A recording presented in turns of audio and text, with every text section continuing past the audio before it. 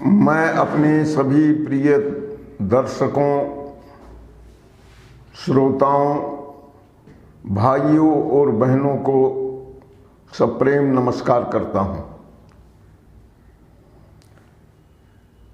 आप जानते हैं कि हम प्रतिदिन अर्थव्यवस्था से जुड़े हुए रहस्यों को आपके सामने रखते जा रहे हैं ताकि आपको समझ में आ सके कि हम आज जिस अर्थव्यवस्था को अपनाए हुए हैं वह न्याय की कसौटी पर खरी नहीं उतरती, और न्याय की कसौटी पर खरी नहीं होने के कारण समाज में अनेक प्रकार की विकृतियां, विसंगतियां, विरोधाभास, शत्रुता और इसके साथ साथ बेईमानी, भ्रष्टाचार और महंगाई के अलावा समाज में भीषण गरीबी और अमीरी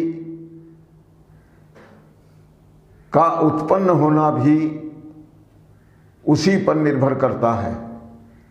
वास्तव में अगर देश की अर्थव्यवस्था न्याय की कसौटी पर खरी हो तो मैं पूरे विश्वास के साथ कह सकता हूं कि देश का एक भी नागरिक दुखी नहीं हो सकता, असंतुष्ट नहीं हो सकता, वह किसी भी अन्याय का शिकार नहीं हो सकता।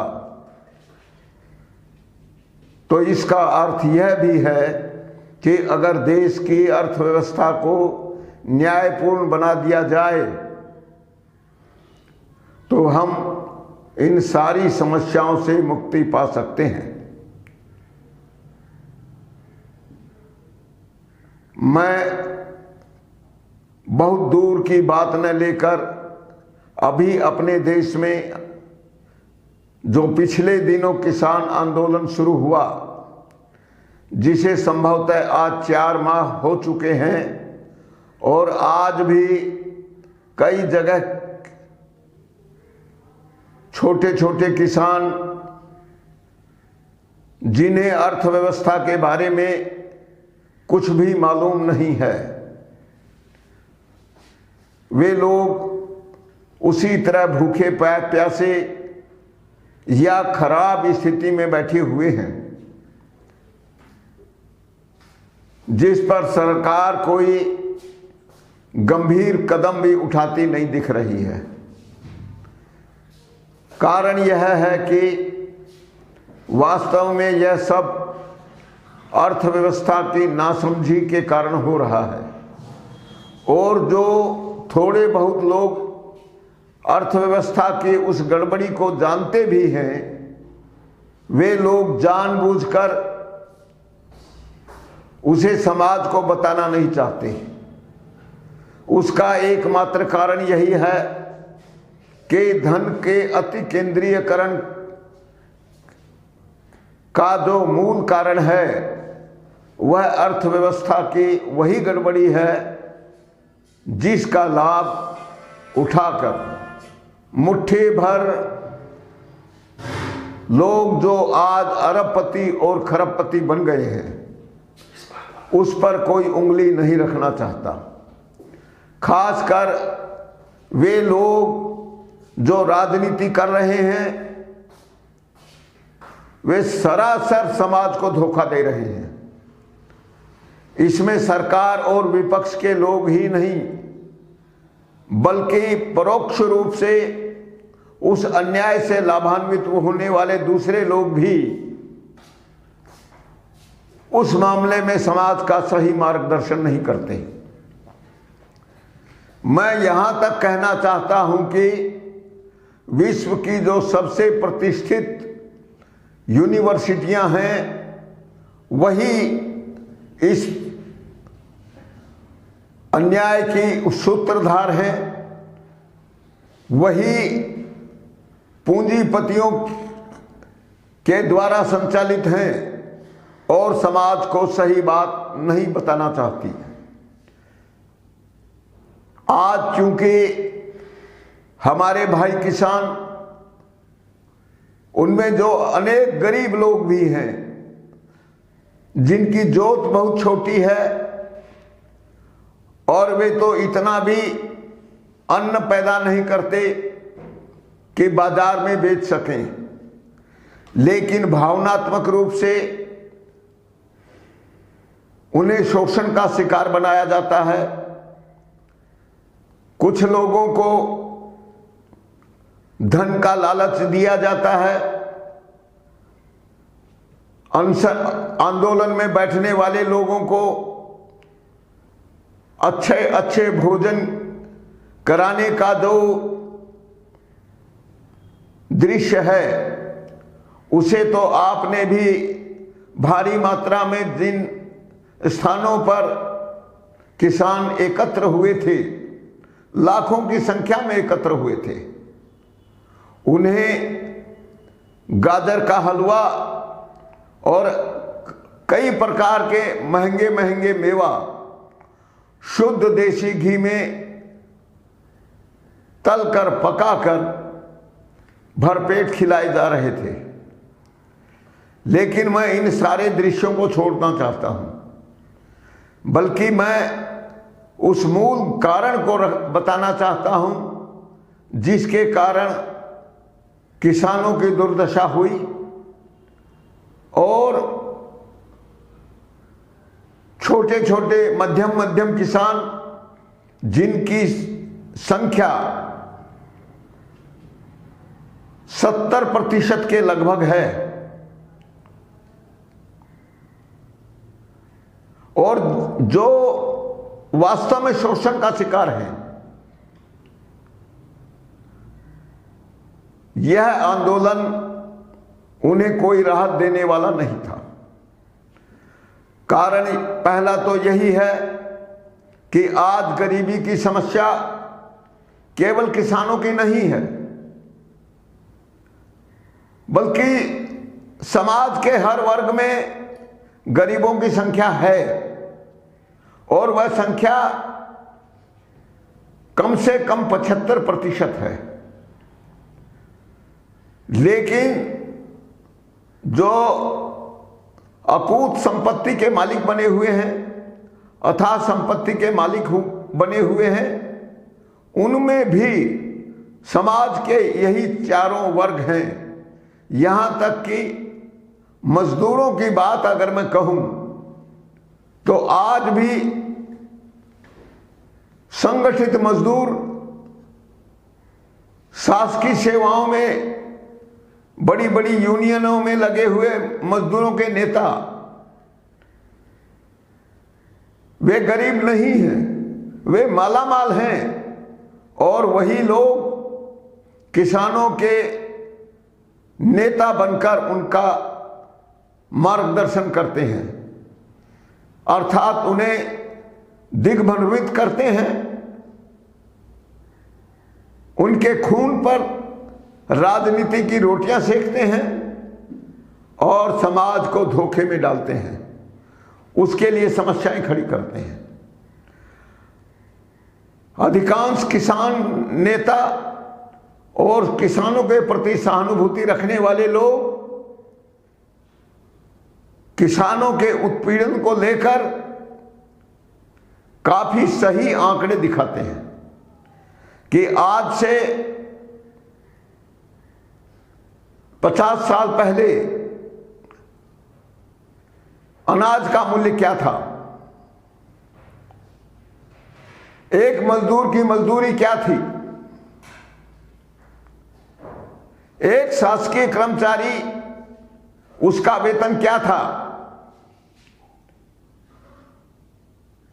और उस समय किसानों का जो देश की समृद्धि में ही अंशदान था वह कितना था। ये बातें बार बार आती रहती हैं, लेकिन जब अर्थव्यवस्था को समझने का मामला आता है तो ये सारे किसान नेता, ये गरीबों के ऊपर रोज नकली आंसू बहाने वाले लोग कभी अर्थव्यवस्था के स्वरूप के बारे में कोई चर्चा नहीं करते। इसका मतलब यह माना जाना चाहिए कि या तो ये धूर्तता करते हैं और जानबूझकर समाज को सही स्थिति नहीं बताते, उन्हें अर्थव्यवस्था के स्वरूप के बारे में कुछ भी पता नहीं है, या फिर वास्तव में उन्हें कुछ भी पता नहीं होता। अर्थात समस्या तो खड़ी कर देते हैं लेकिन समाधान उनके पास भी नहीं है।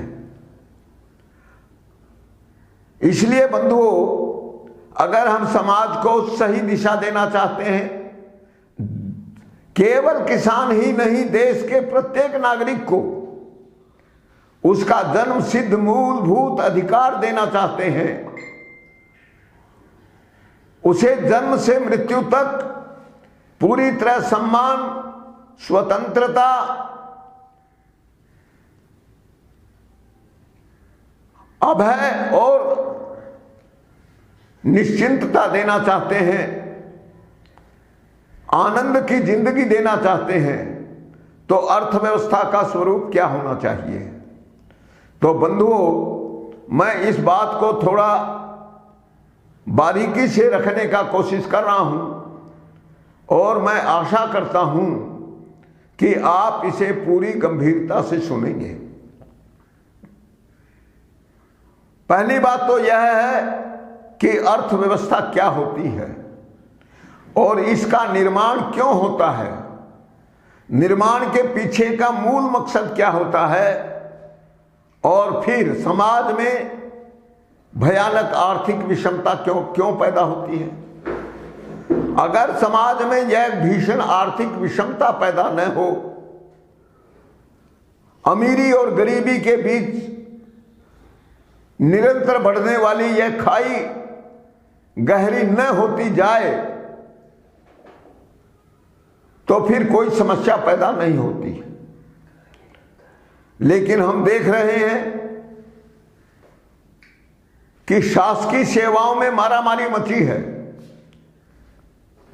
1 लाख की तनख्वाह मिलने वाले पद पर 50-50 लाख या 1-1 करोड़ रुपए की रिश्वत देकर जाने वाले तैयार बैठे हैं। अगर आईएएस और आईपीएस जैसी नौकरियों में 5 वैकेंसी निकलती हैं तो उसमें भाग लेने वालों की संख्या कितनी होती है, यह आपको पता होना चाहिए। मैं जितना जानता हूं, इस प्रकार के अति महत्वपूर्ण पदों पर आने वाले आवेदन रिक्त स्थानों से 1 लाख गुना तक होते हैं। अब आप कल्पना करिए, आज तक तो हमने 1 अनार 100 बीमार वाली बात सुनी थी, उसे सुनकर ही हम लोग चिंतित हो जाते हैं। लेकिन जहां एक पद के लिए 1 लाख व्यक्ति आवेदन लगाने वाले हों, तो फिर क्या होगा। लेकिन बुद्धिमान कहलाने वाले, विचारवान कहलाने वाले लोग उसकी ओर कभी ध्यान नहीं देते। उनका ध्यान इस बात की ओर नहीं जाता, बल्कि एक अंधी दौड़ में शामिल हो जाते हैं। यह स्वार्थ की पराकाष्ठा है। अगर उनका थोड़ा सा भी मन, थोड़ी सी भी मानसिकता न्याय के प्रति होती, तो फिर ऐसी स्थिति नहीं होती। इसलिए बंधुओं, हम अगर एक शांतिपूर्ण समाज का निर्माण करना चाहते हैं, तो फिर हमें अर्थव्यवस्था के स्वरूप को ही अत्यंत बारीकी से, सूक्ष्मता से देखना चाहिए, ताकि हम सबके लिए सुख की कामना कर सकें, सबके जीवन को सुरक्षित बना सकें। मैं आपको अर्थव्यवस्था का वह स्वरूप समझा रहा हूं, उसे कृपया बहुत ध्यान से समझने की कोशिश करें।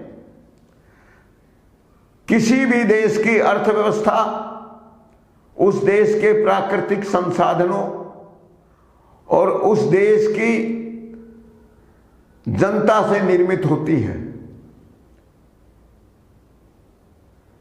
देश के सारे लोगों का परिश्रम, चाहे वह बौद्धिक हो या शारीरिक हो, इससे कोई फर्क नहीं पड़ता। और हम यह भी जानते हैं कि इस दृष्टि से सारे नागरिकों की जो स्थिति है वो बिल्कुल असमान होती है। यह असमानता तो प्रकृति का गुण है। हम भी देखते हैं कि दो भाइयों और दो बहनों में या बहन भाइयों में जो एक ही मां के पेट से जन्म लेते हैं, उनमें भी समान योग्यता नहीं होती, उनमें भी समान क्षमता नहीं होती। यहां तक कि सबकी रुचि, सबका स्वभाव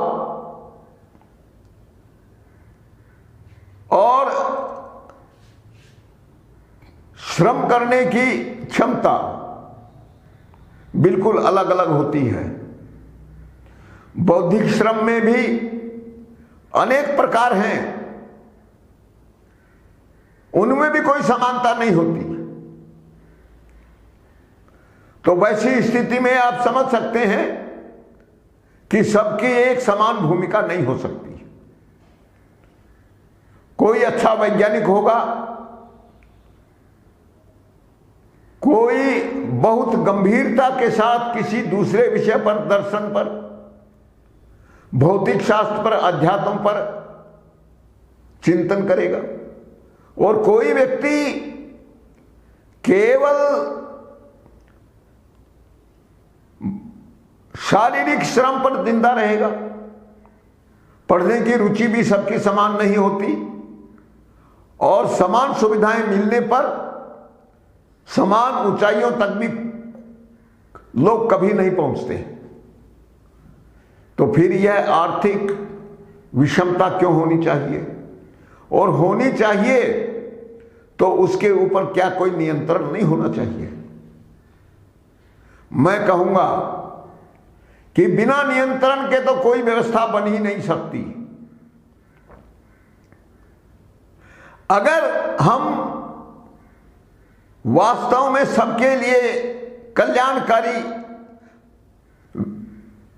संपूर्ण व्यवस्था का निर्माण करना चाहते हैं, तो उसमें किसी भी प्रकार की गोपनीयता रखने के लिए कोई जगह नहीं है।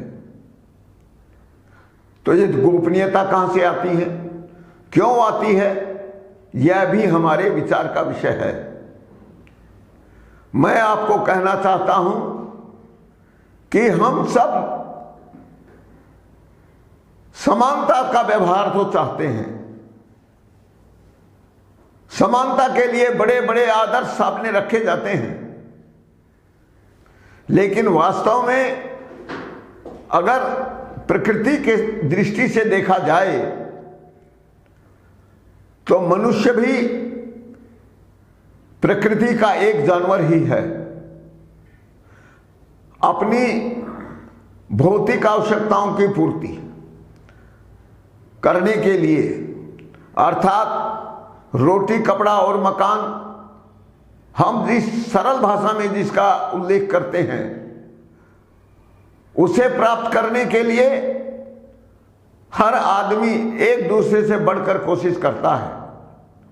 उसकी इच्छा यही होती है कि वह ज्यादा से ज्यादा धन अर्जित करे, ज्यादा से ज्यादा उसके पास बचत हो, और वह निरंतर वृद्धि करता रहे। उसका यह प्रयास होता है कि उसके ऊपर कभी कोई सीमा नहीं लगे।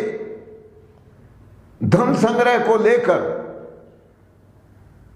वह सोचता है कि जितना चाहे वह धन प्राप्त कर सकता है, उसका उपभोग कर सकता है और उतना ही धन वह अपने पास संपत्ति के रूप में रख सकता है। और इतना ही नहीं, वह तो उसके बारे में समाज को बताना भी नहीं चाहता, वह गोपनीयता चाहता है। और समाज द्वारा जो नियम बनाए जाते हैं उनका भी उल्लंघन करने से वह बाज नहीं आता। ईमानदारी और बेईमानी की बातें रोज चलती रहती हैं, विश्वास और विश्वासघात की बातें रोज चलती रहती हैं, सच और झूठ को लेकर भी समाज में सब जगह बहस छिड़ती है। मृत्योर्मा अमृत गमय, तमसो मां ज्योतिर्गमय, असतो मां सत्यम गमय। इस तरह समाज में नैतिक शिक्षा के नाम पर या मूल तत्व दर्शन के नाम पर इस प्रकार के बहुप्रचलित, बहुत अच्छी तरह जाने समझे जाने वाले श्लोक हम रोज सुनते हैं। लेकिन वास्तविकता यह है कि मनुष्य ज्यादा से ज्यादा संपत्ति इकट्ठी करना चाहता है और ज्यादा से ज्यादा उसे छिपाने का प्रयास भी करता है। और अगर वह इस प्रकार संपत्ति इकट्ठी करेगा, इस प्रकार वह समाज से छिपाएगा, तो फिर बताइए जो व्यवस्था बनेगी वह जिसकी लाठी उसकी भैंस होगी कि नहीं?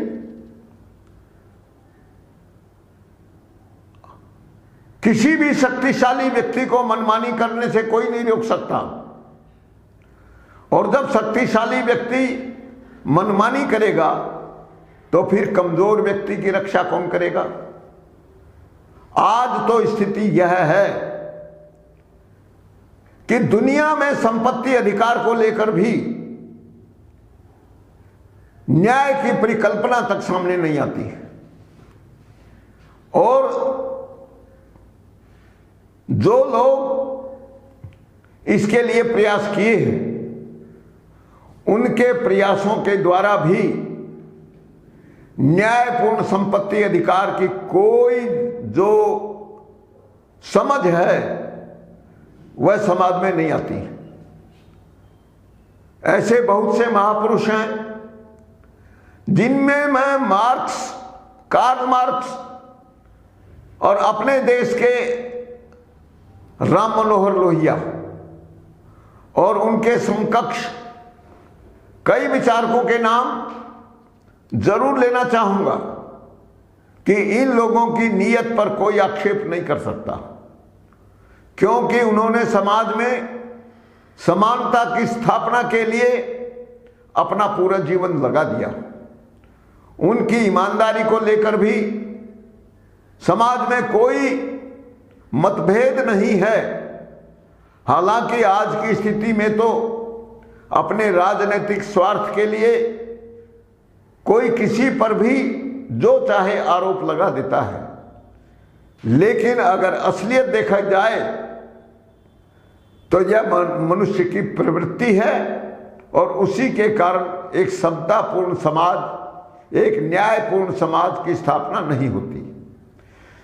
हम इसीलिए इसी दृष्टि से बात को आगे बढ़ाते हैं कि किसान आंदोलन का मूल कारण जो बताया गया कि गरीब किसानों की गरीबी दूर करना था, तो मैं पहला सवाल यही उठाता हूं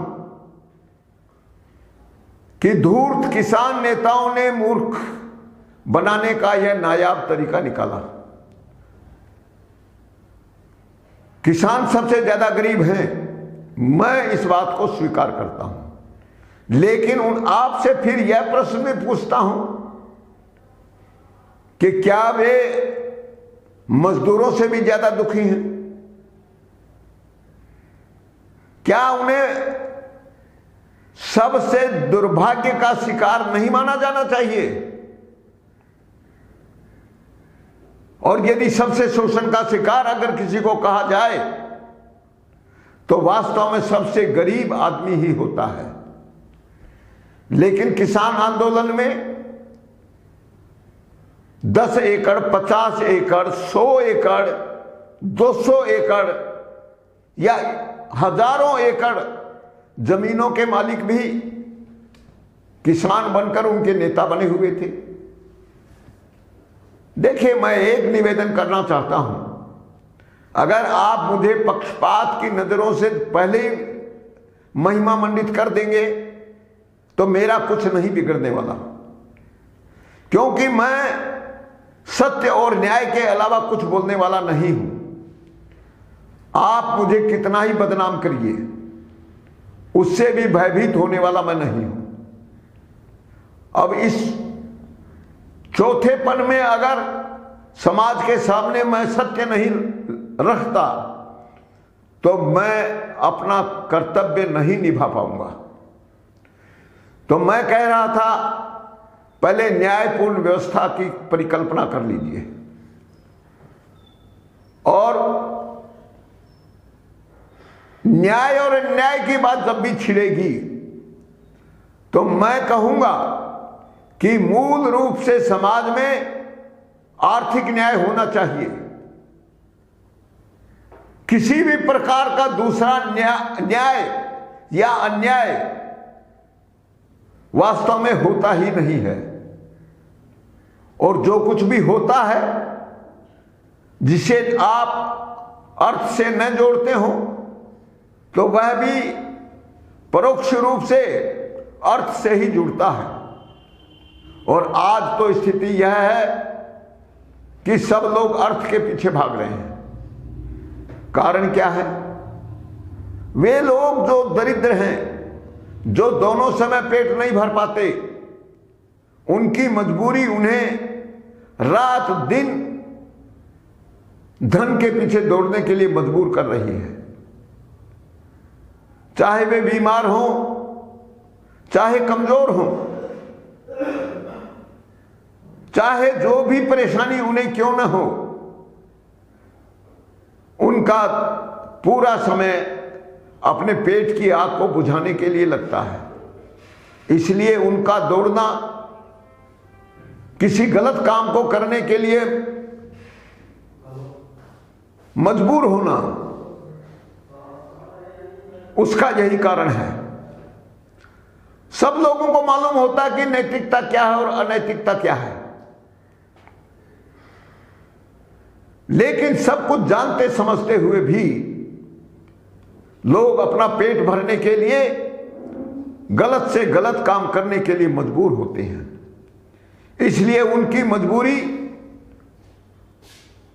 को देखते हुए मैं उनके गलत कामों के लिए भी उनको दोषी नहीं मानूंगा। आप इसे मेरा पक्षपात कह सकते हैं। इसके लिए मैं समाज को दोषी मानूंगा, समाज की व्यवस्था को दोषी मानूंगा, क्योंकि अगर वे हमारे देश में जन्म लिए हैं तो जन्म से ही वे इस देश की संपदा, इस देश की संपत्ति, इस देश की धरती और धरती पर होने वाले सभी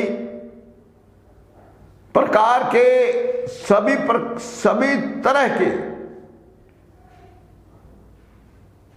वनस्पतियां, पेड़ पौधे और दूसरे सभी सूर्य का प्रकाश, पानी के बड़े बड़े स्रोत, स्वच्छ और प्राण देने वाली वायु, सभी में समान अधिकार रखते हैं। लेकिन ऐसा है क्या? नहीं है तो साफ है, वह अन्याय है। तो देश की जो अर्थव्यवस्था है वह इन्हीं प्राकृतिक संसाधनों से चलती है। इन पर सबका समान मूलभूत जन्म सिद्ध अधिकार है। इसमें मैं यह बात भी जोड़ना चाहता हूं कि किसी भी देश का संविधान यह अधिकार नहीं देता तो यह अधिकार किसी से छीन भी नहीं सकता।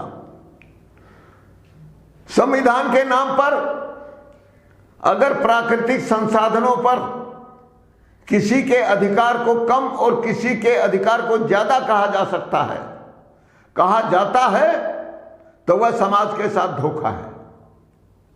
उससे बनने वाली अर्थव्यवस्था वो न्याय की कसौटी पर कभी खरी नहीं उतरती।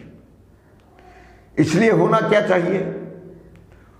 होना चाहिए सारे प्राकृतिक संसाधनों पर सबका जन्म सिद्ध अधिकार होना चाहिए।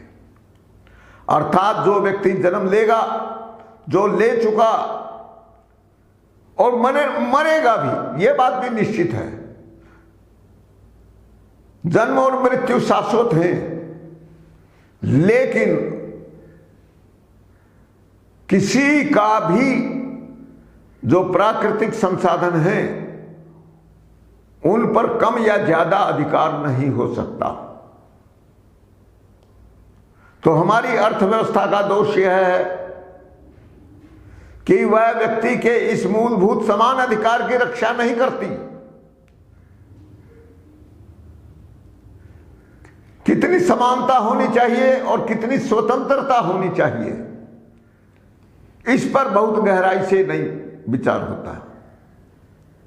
मैं बताना चाहता हूं, कहना चाहता हूं कि श्रम करने की इच्छा या इच्छा नहीं होना यह व्यक्ति की स्वतंत्रता है। उसे बाध्य नहीं किया जाना चाहिए। यदि उसकी इच्छा होगी तो करेगा, नहीं इच्छा होगी तो नहीं करेगा। लेकिन प्राकृतिक संसाधनों पर जो मूलभूत समान अधिकार है, आप उसकी उपेक्षा नहीं कर सकते। अर्थात सारे प्राकृतिक संसाधन जो प्रकृति में होते हैं, आप उसमें कम ज्यादा परिश्रम करके, अच्छा या खराब परिश्रम करके अपने उपभोग के लायक तो अधिक मात्रा में बना सकते हैं। और जब आप येन केन प्रकारेण प्राकृतिक संसाधनों की जिस मात्रा पर अपना अधिकार कर लेते हैं, उसे बनी हुई व्यवस्था उस अधिकार को स्वीकार भी कर लेती है। अर्थात यदि मैं कहूं जिस बात को ठीक से समझने के लिए, तो समाज में स्वामित्व के हिसाब से जो धन संपत्ति है, जो प्राकृतिक संसाधन है, वो दो तरह के होते हैं। एक वे संसाधन जो निजी कहे जाते हैं, जो एक व्यक्ति या बहुत से व्यक्तियों के होते हैं, उनका बाकायदा पंजीयन भी होता है, और निजी मानने से पहले उनकी सारी सीमाएं और उस समय के मूल्य के आधार पर पंजीयन शुल्क लेने की भी प्रणाली है, नियम और कानून बने हुए हैं। लेकिन जो संपत्तियां सार्वजनिक मानी जाती हैं और जिन पर व्यक्ति का या कुछ व्यक्तियों का कोई भी निजी अधिकार नहीं होता, उनको देखने की, जोड़ने की ज्यादा जरूरत नहीं है।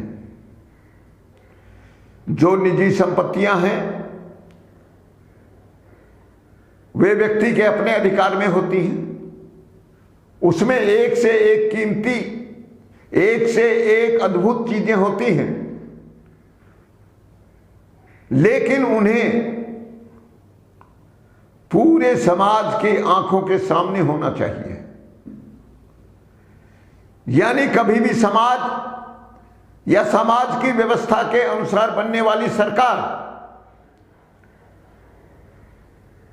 उसके पास यदि सही जानकारी नहीं है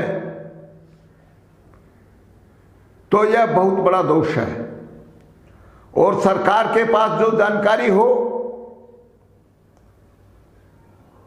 उसे यदि समाज के सामने न लाया जाए, समाज से छिपाया जाए, छिपाने के कानून बनाया जाए, तो वह सरकार अपराधियों को संरक्षण देती है और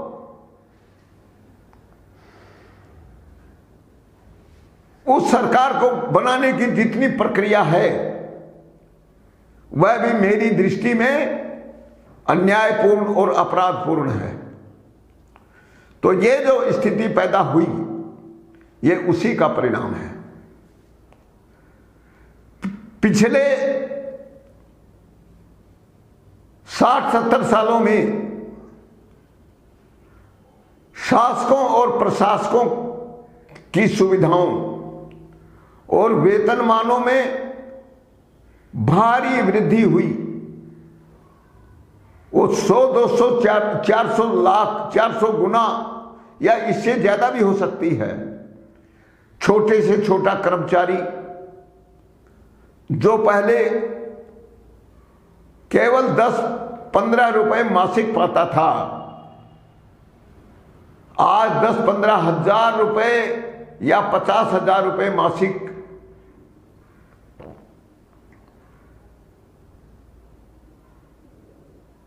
के आधार पर नियुक्त होता है। लेकिन निजी क्षेत्र में वह लाभ किसी को नहीं मिला। और यह भी देखिए कि शासकीय सेवा में रहने वाला व्यक्ति तो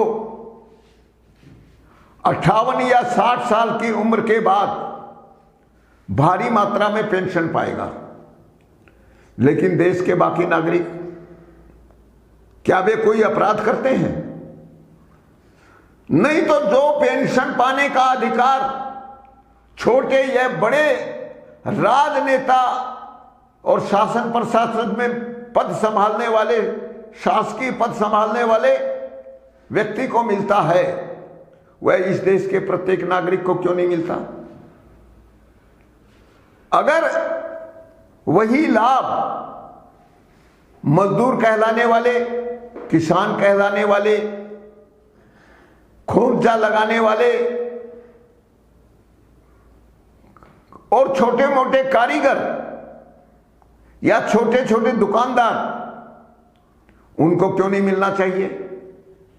इसका उत्तर कौन देगा?